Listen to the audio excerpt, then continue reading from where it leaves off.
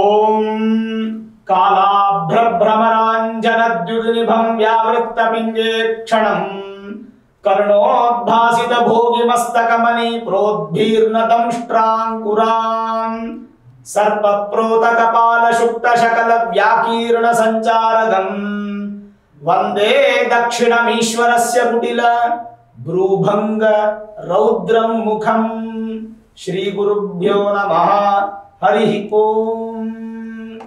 ಆತ್ಮೀಯ ಪ್ರಿಯ ಪ್ರೇಕ್ಷಕ ಮಿತ್ರರೇ, ನಿಮ್ಮೆಲ್ಲರ ಜೀವನ ಸುಖಕರ, ಸಮೃದ್ಧಿಕರ, ಲಾಭಕರವಾಗಿರಲಿ ಅಂತ ನನ್ನ ಆರಾಧ್ಯ ದೇವಿ ಹೊರನಾಡು ಅನ್ನಪೂರ್ಣೇಶ್ವರಿಯ ಪಾದಗಳಿಗೆ ನಮಸ್ಕರಿಸ್ತಾ, ಪ್ರಿಯ ಪ್ರೇಕ್ಷಕ ಮಿತ್ರರೇ, ಮಹಾಕುಂಭಮೇಳ ಇದರ ವಿಚಾರವಾಗಿ ಹಲವಾರು ರೀತಿಯಾದಂತಹ ಕ್ರಮಗಳನ್ನು ನಾನು ನಿಮಗೆ ತಿಳಿಸ್ಕೊಡ್ಲಿಕ್ಕೆ ಹೊರಟಿದ್ದೇನೆ. ಮಹಾಕುಂಭ ಅಂದ್ರೆ ಏನು, ಹಾಗೆ ಪರಿಪೂರ್ಣ ಕುಂಭಮೇಳ ಅಂದ್ರೆ ಏನು, ಅರ್ಧ ಕುಂಭಮೇಳ ಅಂದ್ರೆ ಏನು, ಕುಂಭಮೇಳಕ್ಕೆ ಸ್ನಾನಕ್ಕೆ ಯಾಕೆ ಮಹತ್ವವನ್ನು ಕೊಟ್ಟಿದ್ದಾರೆ, ನಾಗಸಾಧುಗಳು ಹಾಗೂ ಅಘೋರಿಗಳು ಹಲವಾರು ಪುರಾಣ ಪ್ರಸಿದ್ಧವಾಗಿ ನೆಲೆ ಹೊಂದಿರತಕ್ಕಂಥ ಕ್ಷೇತ್ರದಿಂದ ಬರತಕ್ಕಂಥ ಗುರುಗಳು, ಹಿರಿಯರು ಯಾಕೆ ಬಂದು ಸ್ನಾನ ಮಾಡ್ತಾರೆ, ಅಲ್ಲಿನ ವಿಶೇಷತೆ ಏನು, ಇವೆಲ್ಲದರ ಮಾಹಿತಿಯನ್ನು ನಾನು ನಿಮಗೆ ಒಂದೊಂದಾಗಿ ಕೊಡ್ತಾ ಬರ್ತೇನೆ.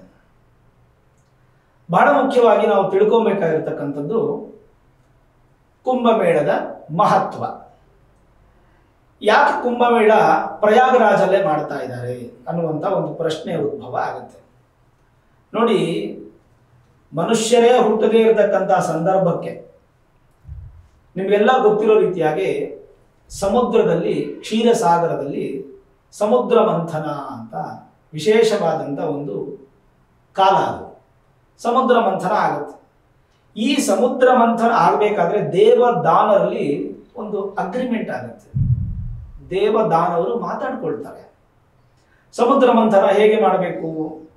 ಅದಕ್ಕೆ ಮಂದಾರ ಪರ್ವತ ಅನ್ನುವಂತಹ ಪರ್ವತವನ್ನು ತಂದು ಸಮುದ್ರದಲ್ಲಿ ಇಡ್ತಾರೆ.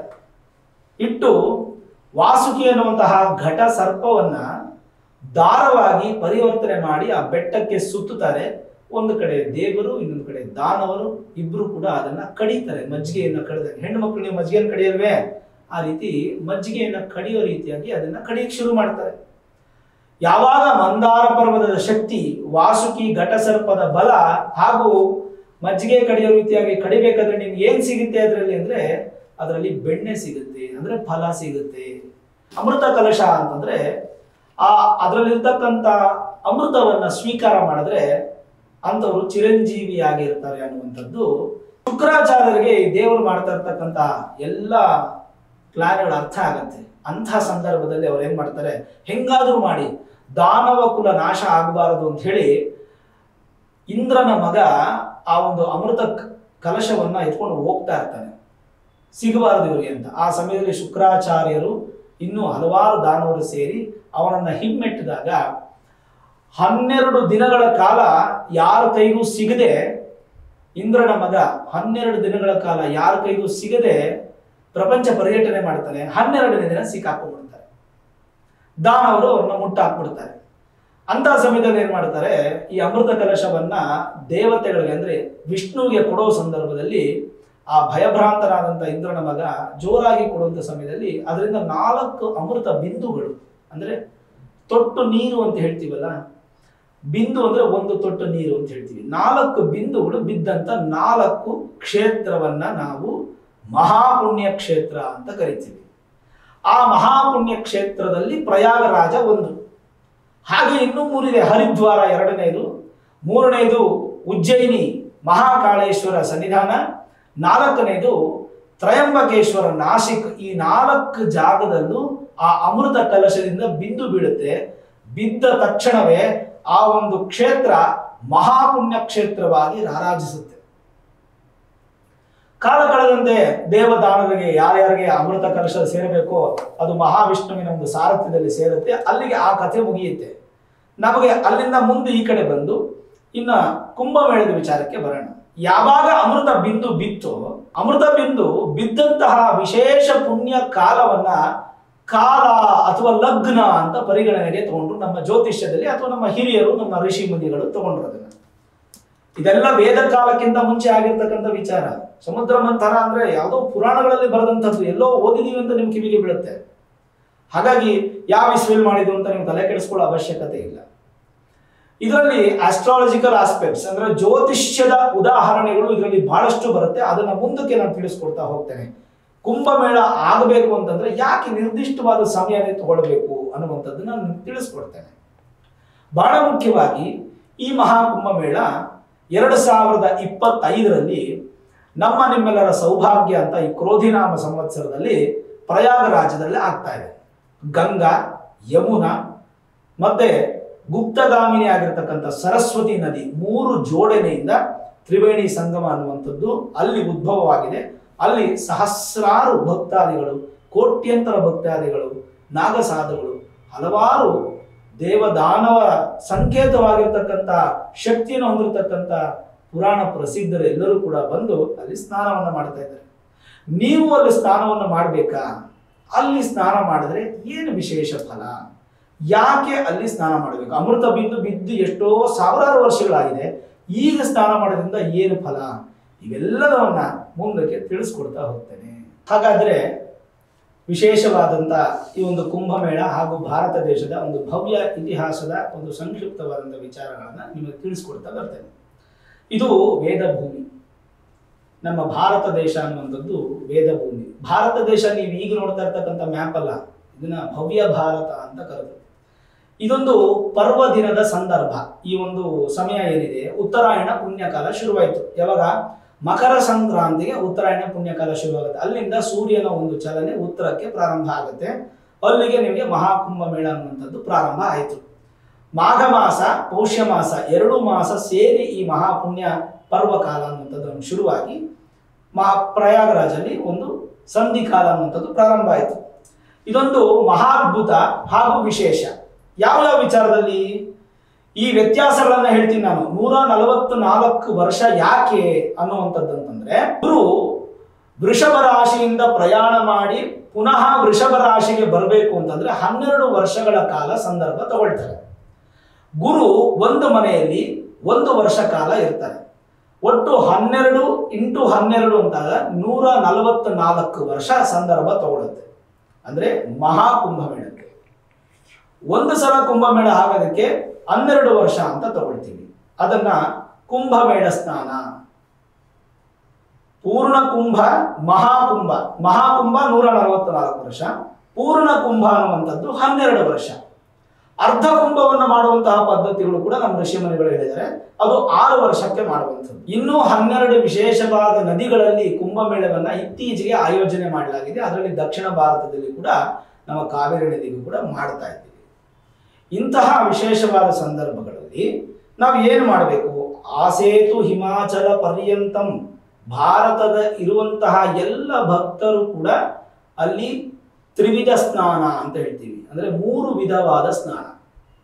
ಒಂದು, ನಿಮ್ಮ ಹಿರಿಯರಿಗೆ ಮೋಕ್ಷ ಸಿಗಲಿ ಅಂತ ಸಂಗಮದಲ್ಲಿ ಮುಳುಗಿ ಎದ್ದೇಳುವಂತಹ ಒಂದು ವಿಧ.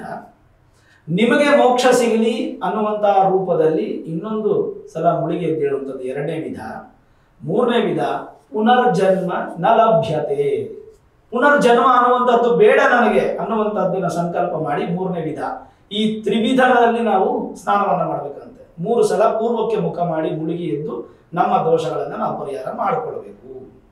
ಅಷ್ಟೂ ಜನ ಹೋಗೋ ಉದ್ದೇಶ ಸ್ನಾನ ಅನ್ನುವಂಥದ್ದು ಮಾತ್ರ. ಇವತ್ತಿಗೆ ಪ್ರಯಾಗರಾಜದಲ್ಲಿ ಯಾವುದೋ ದೇವಸ್ಥಾನದ ಅಭಿವೃದ್ಧಿಯೋ ಅಥವಾ ಒಂದು ಜ್ಯೋತಿರ್ಲಿಂಗ ಶಕ್ತಿ ಪೀಠದ ಒಂದು ಪೂಜೆಗೆ ನಡೀತಾ ಇಲ್ಲ. ಅಲ್ಲಿ ನಡೀತಾ ಇರ್ತಕ್ಕಂಥದ್ದು ಗಂಗೆಗೆ, ಯಮುನೆಗೆ, ಗುಪ್ತಗಾಮಿನಿ ಆಗಿರ್ತಕ್ಕಂಥ ಸರಸ್ವತಿಗೆ ಒಂದು ಥ್ಯಾಂಕ್ಸ್ ಗಿವಿಂಗ್, ಅಂಜಲಿ ಸಮರ್ಪಣೆ. ಯಾಕೆಂದ್ರೆ ನಮ್ಮ ಪಾಪ ಪುಣ್ಯಗಳನ್ನ ದೂರ ಮಾಡುವಂತ ಶಕ್ತಿ ಕೊಟ್ಟಿದೆಯಲ್ಲ ತಾಯಿ, ಅದಕ್ಕೊಂದು ಜಾಗ ಕೊಟ್ಟಿದೆಯಲ್ಲ ಅಂತ ಒಂದು ಥ್ಯಾಂಕ್ಸ್ ಅನ್ನ ಹೇಳಿ ಅಲ್ಲಿ ನಮ್ಮ ಕರ್ಮಗಳನ್ನ ನಾವು ದೂರ ಮಾಡಿ ಬರ್ತಾ ಇದ್ದೀವಿ. ಹಾಗಾಗಿ ಕುಂಭ ಅಂತಂದ್ರೆ ಅಮೃತ ಕಲಶ, ಮೇಳ ಅಂದ್ರೆ ಉತ್ಸವ. ಅಮೃತ ಕಲಶದ ಉತ್ಸವವನ್ನ ನಾವು ಕುಂಭಮೇಳ ಅಂತ ಕರೆದ್ವಿ. ಅದರ ಜೊತೆಗೆ ಪವಿತ್ರ ಸ್ನಾನ ಹಾಗೂ ಸಾಧುಗಳ ದರ್ಶನ ಅನ್ನುವಂಥದ್ದೇ ವಿಶೇಷವಾದಂಥ ವಿಚಾರ. ಈ 2ಕ್ಕೆ ನಾವು ಹೋಗ್ಬೇಕಾದ್ರೆ, ಒಂದು ಪವಿತ್ರ ಸ್ನಾನ, ಇನ್ನೊಂದು ಸಾಧುಗಳ ದರ್ಶನ. ಸಾಧುಗಳನ್ನು ನಾವು ನಾಗ ಸಾಧುಗಳು ಅನ್ಬೋದು, ಅಘೋರಿಗಳು ಅನ್ಬೋದು, ಇನ್ನು ಸುಮಾರು ಹೆಸರುಗಳಿಂದ ನಾವು ಕರಿಬಹುದು. ಆದ್ರೆ ನಾವು ಸಾಧುಗಳು ಅಂತ ತಗೊಳ್ತೀವಿ. ಈ ಎರಡಕ್ಕೆ ನಾವು ಪ್ರಯಾಗರಾಜ್ಗೆ ಹೋಗ್ಬೇಕಾಗಿರ್ತಕ್ಕಂಥದ್ದು. ಆ ಎರಡೇ ಬಹಳ ಮುಖ್ಯ. ಶಾಹಿ ಸ್ನಾನ ಮಾಡುವಂಥದ್ದು, ಆಮೇಲೆ ಈ ಮೌನಿ ಅಮಾವಾಸ್ಯೆಗೆ ವಿಶೇಷ, ಪೌರ್ಣಮಿಗೆ ವಿಶೇಷ, ಶಿವರಾತ್ರಿಗೆ ವಿಶೇಷ. ಈ 4 ಸಮಯ ಇದೆಯಲ್ಲ, ಒಂದು ಮಕರ ಸಂಕ್ರಾಂತಿ ಹಬ್ಬದಂದು, ಇನ್ನೊಂದು ಅಮಾವಾಸ್ಯೆಯಂದು, ಇನ್ನೊಂದು ಪೌರ್ಣಮಿ, ಇನ್ನೊಂದು ಶಿವರಾತ್ರಿ.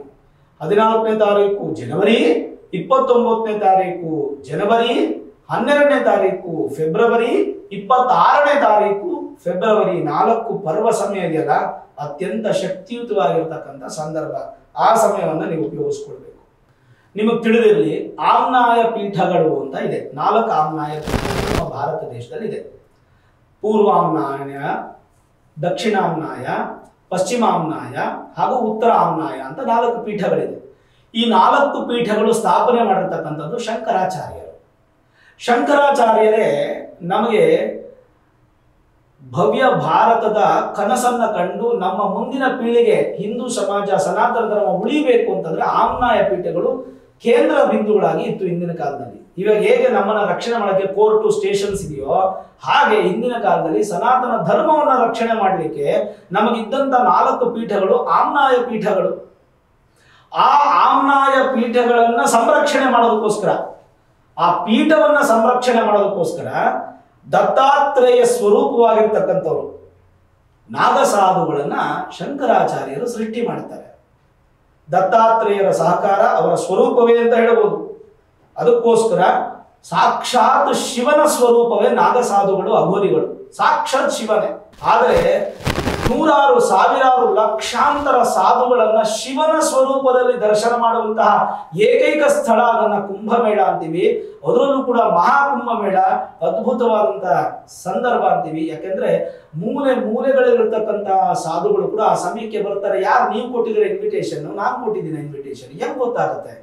ಯಾವ ರೀತಿಯಾಗಿ ಗೊತ್ತಾಗುತ್ತೆ ಆ ಸಾಧುಗಳಿಗೆ? ಈಗೇನೋ ನಮಗೆ ಟೆಲಿಫೋನ್ ಇದೆ. ಈ ಹಿಂದೆ ಹೇಗೆ ಗೊತ್ತಿತ್ತು? ಒಂದು 50 ವರ್ಷದಿಂದ, 100 ವರ್ಷದಿಂದ ಹೇಗೆ ಗೊತ್ತಿತ್ತು? 1000 ವರ್ಷದಿಂದ ಹೇಗೆ ಗೊತ್ತಿತ್ತು? ಯಾವಾಗ ಗುರು ವೃಷಭ ರಾಶಿಯಲ್ಲಿ ಇರ್ತಾರೋ, ಯಾವಾಗ ಸೂರ್ಯ ಮಕರ ರಾಶಿಯಲ್ಲಿ ಇರ್ತಾರೋ, ಈ ಸಂದರ್ಭವನ್ನು ನಾವು ಕುಂಭಮೇಳದ ಸಂದರ್ಭ ಅಂತ ಹೇಳ್ತೀವಿ. ಹೀಗೆ ಜ್ಯೋತಿಷ್ಯ ಪರವಾಗಿ ಕೆಲವೊಂದು ಗ್ರಹಸ್ಥಿತಿಗಳ ಬದಲಾವಣೆ, ಆಕಾಶದಲ್ಲಿ ನೋಡಿ ಸೂರ್ಯ ಯಾವ ದಿಕ್ಕಿನಲ್ಲಿದ್ದಾನೆ, ಯಾವ ತರಲಿದ್ದಾನೆ, ಯಾವ ಒಂದು ಬೆಳಕನ್ನು ಕೊಡ್ತಾನೆ, ಎಷ್ಟು ಡಿಗ್ರಿ ಕ್ರಾಸ್ ಆಗ್ತಾನೆ ಅಂತ ಅನಾಲಿಸಿಸ್ ಮಾಡಿ ಆ ರೂಪದಲ್ಲಿ ಕುಂಭಮೇಳವನ್ನ ಹಿಂದಿನ ಕಾಲದಲ್ಲಿ ನೋಡ್ತಾ ಇದ್ರು. ಹಾಗಾಗಿ ಯಾರು ಇನ್ವಿಟೇಷನ್ ಕೊಡೋ ಅವಶ್ಯಕತೆ ಇಲ್ಲ. ಇದು ವಿಶೇಷವಾಗಿ ಸ್ನಾನ ಮತ್ತು ಸಾಧುಗಳ ದರ್ಶನ ಅನ್ನುವಂಥದ್ದು ಇದೆಯಲ್ಲ, ಖಂಡಿತವಾಗ್ಲೂ ನೀವು ಮಾಡಲೇಬೇಕು. ಇದರಲ್ಲಿ ಯಾವ್ದಾದ್ರು ಒಂದು ಬಿಟ್ಟರು ಕೂಡ ಪ್ರಯಾಗರಾಜ್ಗೆ ಹೋಗಿ ನೀವು ಕುಂಭಮೇಳ, ಮಹಾಕುಂಭಮೇಳಕ್ಕೆ ಏನು ಪಾಲ್ಗೊಂಡ್ರೋ ಅದರ ಫಲ ನಿಮಗೆ ನಿಷ್ಫಲ. ಕಷ್ಟಪಟ್ಟಷ್ಟು ದೂರ ಹೋಗಿ ಪ್ರಯೋಜನ ಇಲ್ಲ. ಅಲ್ಲೇ ಇದ್ದು ನೀವು ತ್ರಿವಿಧ ಸ್ನಾನ, 3 ವಿಧವಾದ ಸ್ನಾನ, 3 ಸಲ ಸ್ನಾನ ಮಾಡೋದಲ್ಲ, 3 ವಿಧ ಸ್ನಾನ. ಅಂದ್ರೆ ಒಂದು ಸ್ನಾನ ಬಂದು ಪಾಪಕರ್ಮಗಳ ದೋಷ, ಇನ್ನೊಂದು ಸ್ನಾನ ಬಂದು ನಿಮಗೆ ಮೋಕ್ಷ, ಇನ್ನೊಂದು ಸ್ನಾನ ನಿಮ್ಮ ಪಿತೃ ಮೋಕ್ಷ. ಈ 3 ಸ್ನಾನ ಆಗಬೇಕು. ಸಾಧುಗಳ ದರ್ಶನ ಮಾಡಕ್ಕೆ ಈ 2 ಮಾಡಿದಾಗ ಮಾತ್ರ ಮಹಾಕುಂಭಮೇಳದ ಪ್ರಸಾದ ಅನ್ನುವಂಥದ್ದು ನಿಮಗೆ ಭಗವಂತ ಒಳ್ಳೆಯ ರೂಪದಲ್ಲಿ ಕೊಡ್ತಾನೆ. ಹಾಗಿದ್ರೆ ಪ್ರಯಾಗ ಅನ್ನುವಂತಹ ಅರ್ಥ ಯಾಕೆ ಬಂತು ನೋಡಿ. ರುದ್ರ ಪ್ರಯಾಗ, ವಿಷ್ಣು ಪ್ರಯಾಗ, ದೇವ ಪ್ರಯಾಗ ಅಂತ 3 ಪ್ರಯಾಗಗಳಿದೆ. ಈಗ ಈ ಪ್ರಯಾಗ ಅನ್ನುವಂತಹ ಹೆಸರಿನ ಅಕ್ಷರ ಇದೆಯಲ್ಲ, ಅದು ತುಂಬಾ ರೋಮಾಂಚನ. ಪ್ರಯಾಗ ಅನ್ನುವಂಥದ್ದು ಪ್ರ ಅಂದರೆ ಅನೇಕ ಅಂತ ಅರ್ಥ. ಪ್ರ ಅಂದ್ರೆ ಅನೇಕ ಅಂತ ಅರ್ಥ. ಬಹು ಅಂತ ತಗೋತೀವಿ, ಜಾಸ್ತಿ ಅಂತ ಆಡುಭಾಷೆ ಹೇಳ್ತೀವಿ. ಯಾಗ ಎಂದರೆ ಯಜ್ಞ, ಹೋಮ. ಅನೇಕ ಯಜ್ಞಗಳು ನಡೆಸಿದಂತಹ ಸ್ಥಳವನ್ನ ಪ್ರಯಾಗ ಅಂತ ಕರಿತೀವಿ ನಾವು. ಅಂದ್ರೆ ಯಾರ್ಯಾರೋ ಮಾಡ್ಬಿಟ್ರೆ ಯಾಗಕ್ಕೆ ಅದು ಫಲ ಸಿಕ್ಬಿಡುತ್ತೆ ಅಲ್ಲ. ಬ್ರಹ್ಮ ಸೃಷ್ಟಿಕರ್ತನಾದಂತಹ ಆ ಚತುರ್ಮುಖ ಬ್ರಹ್ಮ ಯಾಗಗಳನ್ನ ಮಾಡಿದಂತಹ ಸ್ಥಳ, ಅನೇಕ ಯಾಗಗಳನ್ನ ಮಾಡಿದಂತಹ ಸ್ಥಳ ಪ್ರಯಾಗ. ಹಾಗಾಗಿ ಪ್ರ ಅಂದರೆ ಅನೇಕ, ಯಾಗ ಅಂದರೆ ಯಜ್ಞ. ಅನೇಕ ಯಜ್ಞಗಳನ್ನ ಮಾಡಿದಂತಹ ಕ್ಷೇತ್ರವನ್ನ ಪ್ರಯಾಗ ಕ್ಷೇತ್ರ ಅಂತಂದ್ರು. ಅದನ್ನ ತೀರ್ಥರಾಜ ಅಂತ ಕೂಡ ಅದಕ್ಕೆ ಒಂದು ಹೆಸರು ಬಂತು ಪುರಾಣಕ್ಕೆ ಬಂದಾಗ. ನೋಡಿ, ಪ್ರಯಾಗಂ ವಪನಂ ಕುರ್ಯಾತ್ ಗಯಾಯಾಂ ಪಿಂಡಪಾತನಂ ದಾನಂ ದದ್ಯಾತ್ ಕುರುಕ್ಷೇತ್ರಂ ವಾರಣಾಸ್ಯಾಂ ತನು ತ್ಯಜೇತ್ ಅಂತ ಒಂದು ಶ್ಲೋಕ. ಈ 4 ನಮ್ಗೆ ಏನ್ ಮಾಡಬೇಕಾಗುತ್ತೋ ಮಾಡ್ಬೇಕಂತೆ. ವಾಲಂಟಿಯರ್ ಮಾಡೋದಲ್ಲ, ಅದು ವಿಧಿ. ನೀವು ಕರ್ಕೊಂಡು ಹೋಗ್ಬೇಕು.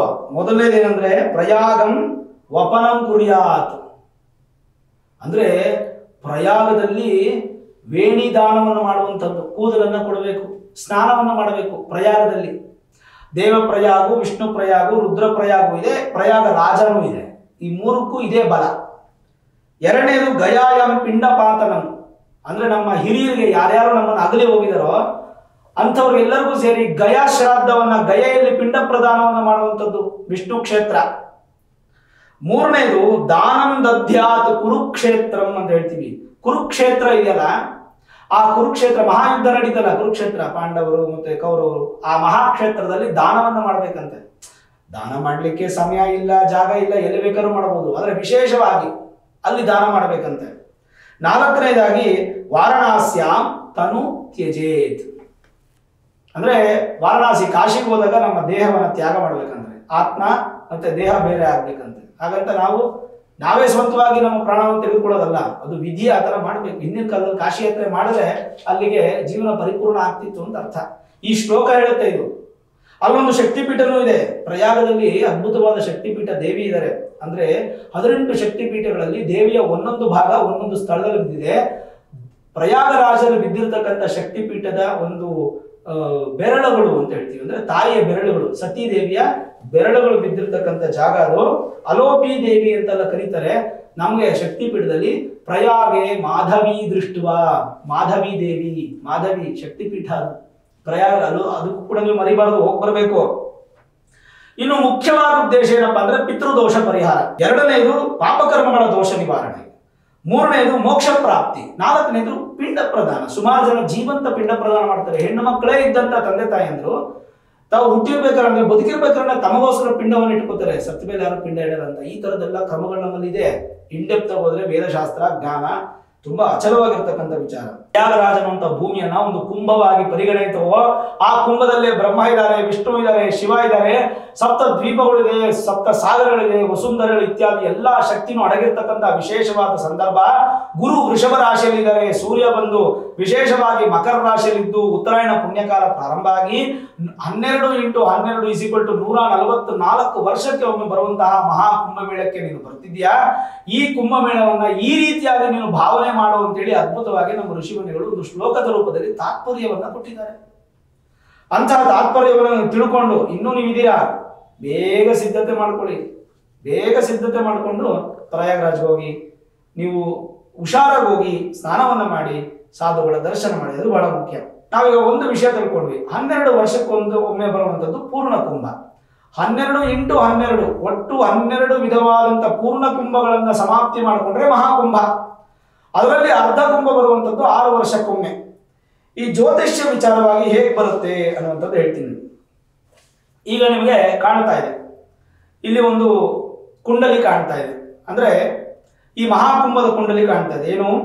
ಗುರು ವೃಷಭ ರಾಶಿಯಲ್ಲಿದ್ದು ರವಿ ಮಕರ ರಾಶಿಯಲ್ಲಿದ್ದಾಗ ಗಂಗಾ, ಯಮುನಾ, ಸರಸ್ವತಿ ನದಿಯ ಕುಂಭಮೇಳ ನಡೆಯುತ್ತೆ. ಇಲ್ಲಿ ಕಾಣ್ತಾ ಇದೆ ನಿಮಗೆ. ಏನು? ಗುರು ಬಂದು ವೃಷಭ ರಾಶಿಯಲ್ಲಿ, ರವಿ ಬಂದು ಮಕರ ರಾಶಿಯಲ್ಲಿದ್ದಾಗ ಅದೇ ಕುಂಭಮೇಳ ನಿಮಗೆ ಹರಿದ್ವಾರದಲ್ಲಿ ನಡಿಬೇಕಂತಂದ್ರೆ ಗುರು ಕುಂಭ ರಾಶಿಯಲ್ಲಿರಬೇಕು. ಕಾಣ್ತಾ ಇದೆ ನೋಡಿ ನಿಮಗೆ. ಗುರು ಕುಂಭ ರಾಶಿಯಲ್ಲಿರಬೇಕು, ರವಿ ಮೇಷ ರಾಶಿಯಲ್ಲಿ ಉಚ್ಚ ಸ್ಥಾನದಲ್ಲಿರಬೇಕು. ಆವಾಗ ಹರಿದ್ವಾರದಲ್ಲಿ ವಿಶೇಷವಾಗಿ ಈ ಒಂದು ಕುಂಭಮೇಳ ನಡೆಯುತ್ತೆ. ಹಾಗೆ ಗುರು ಸಿಂಹ ರಾಶಿಯಲ್ಲಿರಬೇಕು. 3ನೇ ಕುಂಡಲಿ ಕಾಣ್ತಾ ಇದೆ ನಿಮಗೆ. ಗುರು ಸಿಂಹ ರಾಶಿಯಲ್ಲಿದ್ದು ರವಿ ಮೇಷರಾಶಿಯಲ್ಲಿದ್ದಾಗ ಅದನ್ನ ಮಹಾಕಾಳೇಶ್ವರ ಸನ್ನಿಧಾನದಲ್ಲಿ ಉಜ್ಜಯಿನಿಯಲ್ಲಿ ಕ್ಷಿಪ್ರಾ ನದಿಯಲ್ಲಿ ಕುಂಭಮೇಳ ಆಗುತ್ತೆ. ಇನ್ನು 4ನೇದಾಗಿ ಗುರು ಸಿಂಹ ರಾಶಿಯಲ್ಲಿದ್ದು ಸೂರ್ಯನೂ ಸಿಂಹ ರಾಶಿಯಲ್ಲೇ ಇದ್ದಾಗ 4ನೇ ಕುಂಡಲಿ ಕಾಣ್ತಾ ಇದೆ ನಿಮಗೆ. ಅದು ನಾಸಿಕ್ ತ್ರಯಂಬಕೇಶ್ವರ ಜ್ಯೋತಿರ್ಲಿಂಗದ ಒಂದು ಸ್ಥಳದಲ್ಲಿ ಮಹಾಕುಂಭಮೇಳ ನಡೆಯುತ್ತೆ. ಅಂದ್ರೆ ಗ್ರಹಗಳ ಸ್ಥಿತಿಗತಿಗಳು, ಸೂರ್ಯ ಮತ್ತೆ ಗುರುವಿನ ಆಚರಣೆ ಮತ್ತು ಅವರ ಗೋಚಾರದ ಫಲವಾಗಿ ನಮಗೆ ಕುಂಭಮೇಳ ಒಂದು ಸಂಗತಿ ತಿಳಿಯುತ್ತೆ. ಇಂತಹ ಸಮಯದಲ್ಲಿ ಹಲವಾರು ಬದಲಾವಣೆಗಳು ಪ್ರಕೃತಿಯಲ್ಲಿ ಆಗುತ್ತೆ, ನಮಗೆ ಸಹಕರಿಸುತ್ತೆ, ತಿಳಿಸುತ್ತೆ. ಅದರಂತೆ ಈ ಮಹಾಕುಂಭಮೇಳಗಳು ನಿಮ್ಮ ಜೀವನದಲ್ಲಿ ಎಷ್ಟು ಬಂದರೂ ಅದನ್ನ ನೀವು ಸ್ವೀಕಾರ ಮಾಡಿ. ಮಹಾಕುಂಭಮೇಳ, ಕುಂಭಮೇಳ, ಅರ್ಧ ಕುಂಭಮೇಳ, ತ್ರಿವೇಣಿ ಸಂಗಮ ಸ್ನಾನ, ಈ ಸ್ನಾನದ ಮಹತ್ವ, ದರ್ಶನದ ಮಹತ್ವ, ಭಕ್ತಿ ಇತ್ಯಾದಿಗಳಲ್ಲಿ ನಮ್ಮ ಭಾರತೀಯರದು ಎತ್ತಿದ ಕೈ. ಸೂರ್ಯ ಆತ್ಮಕಾರಕ, ಕಾಲ ನಿರ್ಣಯ ಸೂರ್ಯನಿಂದನೇ ಮಾಡ್ತಾ ಇದ್ರು. ಹಾಗಾಗಿ ಸೂರ್ಯನಿಂದನೇ ಕುಂಭಮೇಳದ ನಿರ್ಣಯ ಮಾಡ್ತಾ ಇದ್ದಾರೆ. ಸೂರ್ಯ ಅಂದ್ರೆ ಬೆಳಕು, ಜ್ಯೋತಿಷ್ಯ ಅಂದ್ರೆ ಜೀವನ. ಸೂರ್ಯ ಅಂದ್ರೆ ಬೆಳಕು, ಜ್ಯೋತಿಷ್ಯ ಅಂದ್ರೆ ಜೀವನ. ಈ ಎರಡು ಸೇರಿದಾಗ ನಮ್ಮ ಜೀವನ ಚೆನ್ನಾಗಿರುತ್ತೆ. ಹಾಗಾಗಿ ನಮ್ಮ ವಿಶೇಷವಾದಂತಹ ಈ ಒಂದು ಮಹಾಕುಂಭ ಮೇಳ ನಮ್ಮ ಅದೃಷ್ಟಕ್ಕೆ ಈ ಸಂದರ್ಭಕ್ಕೆ ಸಿಕ್ಕಿದೆ. ಇನ್ನು 144 ವರ್ಷಗಳು ನಾವು ಖಂಡಿತವಾಗ್ಲೂ ಬದುಕೋದಿಲ್ಲ. ಇನ್ನು ಮಹಾಕುಂಭ ದರ್ಶನ ನಮಗಿಲ್ಲ. ನಾವು ಬೇಕಾದ್ರೆ ಪೂರ್ಣ ಕುಂಭ ದರ್ಶನ, ಅರ್ಧ ಕುಂಭ ದರ್ಶನ ಅಥವಾ ಪುಣ್ಯಕ್ಷೇತ್ರಗಳ ದರ್ಶನ, ಮಾನಸ ಸರೋವರ ಅಥವಾ ಹರಿದ್ವಾರದಲ್ಲಿ ಗಂಗಾ ಸ್ನಾನ ಇತ್ಯಾದಿಗಳನ್ನ ಮಾಡಬಹುದೇ ಹೊರತು ಮಹಾಕುಂಭಕ್ಕೆಂತೂ ಖಂಡಿತವಾಗ್ಲೂ ನಮ್ಮ ಜೀವನದಲ್ಲಿ ನಮಗೆ ಸಾಧ್ಯವಿಲ್ಲದೆ ಇರತಕ್ಕಂಥ ಮರೀಚಿಕೆಯ ಸಂದರ್ಭ. ಇದೊಂದೇ ನಮ್ಗೆ ಅವಕಾಶ. ಈ ಅವಕಾಶ ನಮ್ಗೆ ಸಿಕ್ಕಿದೆ, ನಿಮಗೂ ಸಿಕ್ಕಿದೆ, ನಮಗೂ ಸಿಕ್ಕಿದೆ. ಖಂಡಿತವಾಗ್ಲೂ ಉಪಯೋಗಿಸ್ಕೊಳ್ಳೋಣ. ಬನ್ನಿ, ಎಲ್ಲರೂ ತ್ರಿವೇಣಿ ಸಂಗಮಕ್ಕೆ ಹೋಗೋಣ. ಪ್ರಯಾಗರಾಜಿಗೆ ಹೋಗಿ ಅನೇಕ ಯಾಗಗಳು ಬ್ರಹ್ಮನಿಂದ ನಡೆದಂತ ಪುಣ್ಯ ಕ್ಷೇತ್ರದಲ್ಲಿ, ಅಮೃತ ಬಿಂದು ಬಿದ್ದಂತ ಕ್ಷೇತ್ರದಲ್ಲಿ, ಸಾಧುಗಳ ಪಾದ ಸ್ಪರ್ಶವಾದಂಥ ಕ್ಷೇತ್ರಕ್ಕೆ ನಾವು ಹೋಗಿ ಸ್ನಾನವನ್ನ ಮಾಡಿ, ಸಾಧುಗಳ ದರ್ಶನವನ್ನ ಮಾಡಿ ಪುಣ್ಯವನ್ನ ಪಡೆಯೋಣ ಅನ್ನುವಂಥದ್ದು ವಿಶೇಷವಾಗಿ ಈ ಸಂಚಿಕೆಯಲ್ಲಿ ನಾನು ನಿಮ್ಗೆ ತಿಳಿಸ್ತೀನಿ. ಒಳ್ಳೆಯದಾಗಲಿ, ಶುಭಮಸ್ತು. ಸರ್ವೇ ಜನಾಃ ಸುಖಿನೋ ಭವಂತು, ಸಮಸ್ತ ಸನ್ಮಂಗಳಾನಿ ಭವಂತು.